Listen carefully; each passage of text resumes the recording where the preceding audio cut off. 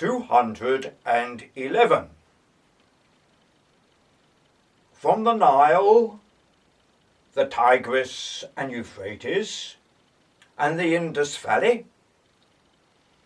there came cooperation between peoples in controlling and planting corn.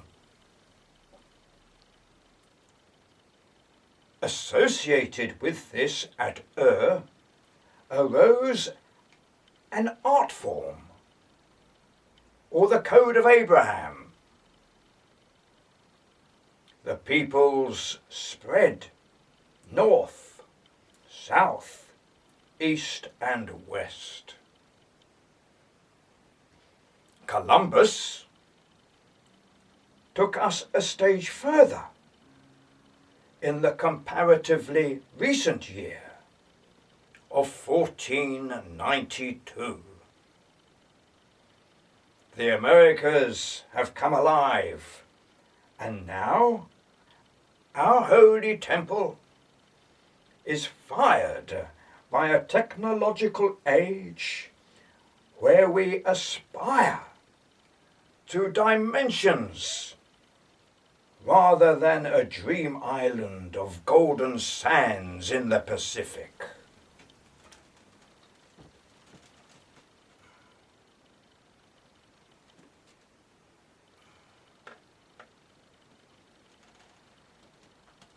Traditions that have led our species almost to extinction die hard.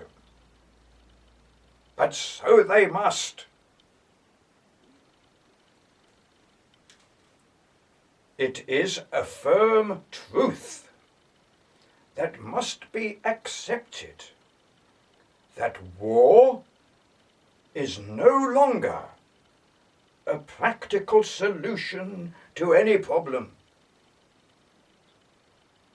It must be considered as an option to the suicidal demise of an extraordinary species.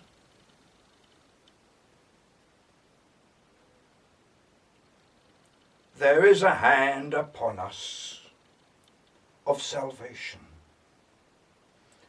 as yet not fully understood, but which I make an attempt to deliver to you. The name of the hand is Jehovah, appearing and described in the blogs on youtube.com/AlanSky666. It is made up of the three tenses of past, present, and future rolled into one.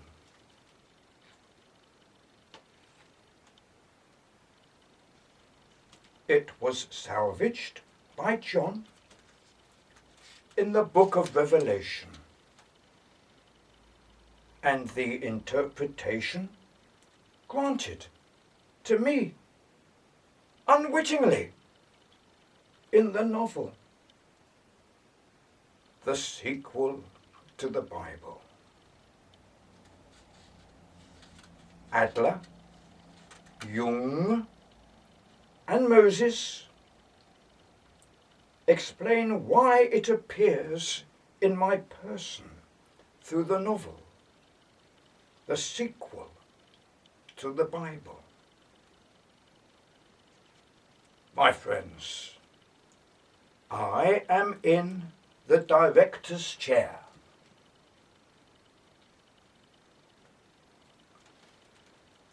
Shylock creeps up behind me and stabs me in the thigh with one of his pen nibs. I cry out, "Shakespeare, you have raised the curtain on Shylock at this crucial moment. Shakespeare replies, Shylock wishes to explain to you that the agony you have just received, Alan, is similar to that of the thorn on the stem of the rose.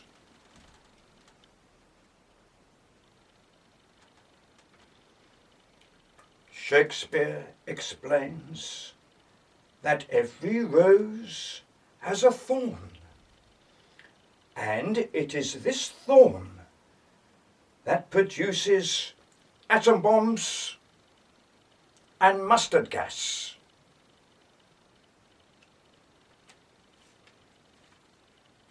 I say to Shakespeare, surely if Mendel is able to breed out certain characteristics in his peas, then I, as the director, can eliminate the thorn in the rose.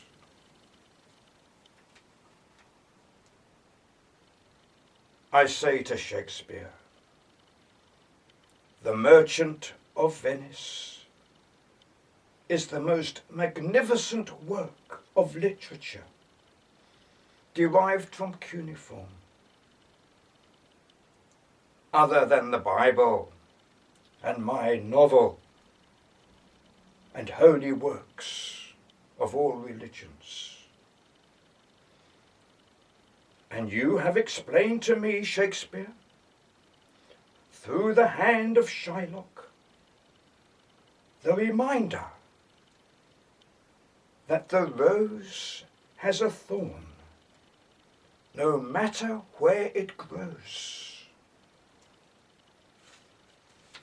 It is, I say to Shakespeare, an acknowledgement to me that I must work harder in finding the preventative medicine that can save us. Shakespeare says to me, only you can find the answer, Alan. And Shylock and Jessica are with you. Also Adler, Jung, and Moses give their guidance. I continue. Moses brought forth the Old Testament, Abraham the Code, Jesus the New Testament, and Muhammad the Quran. Other great works of literature, from faiths and understandings, can defeat the thorn from the rose and make it vestigial, as with the appendix.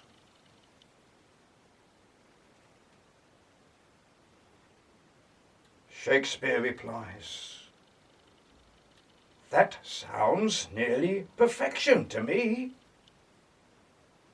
Tell me more. I continue. War has been built upon and will destroy us all,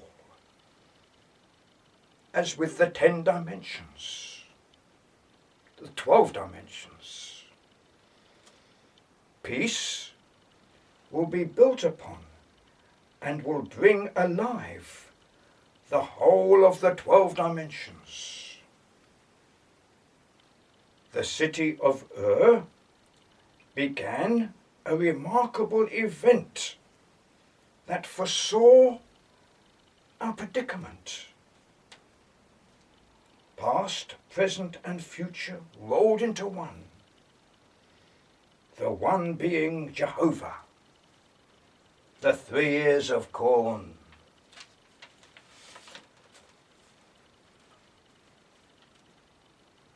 It has been placed in our hand and crossbred by man, digested by man, and placed us in a situation today as gods. The thorn of the rose will disappear entirely, so that even a vestige will not remain. The sapiens sapiens of Lucy and the Neanderthalis of Carmel, in every genome of our body, will compromise by ejecting the thorn from both species. The quarks that pass through us will deliver the thorn to the void.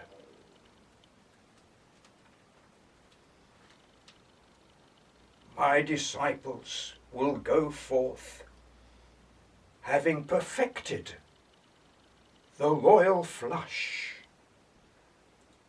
without the thorn of the rose. Shakespeare says, "Well done, Alan. Shylock's jab has worked wonders on you." I will now lower the curtain. "Just one moment, Shakespeare," I say. "Will you ask the Merchant of Venice to approach me?" I say to Shylock, "Will you kindly raise your hand behind my back, just beneath the right shoulder blade, a place that I cannot reach?" "Gladly," says Shylock. "And what now?" I answer, "Just give it a good scratch, and keep your pen nibs to the job they were intended for." Lower the curtain, Shakespeare.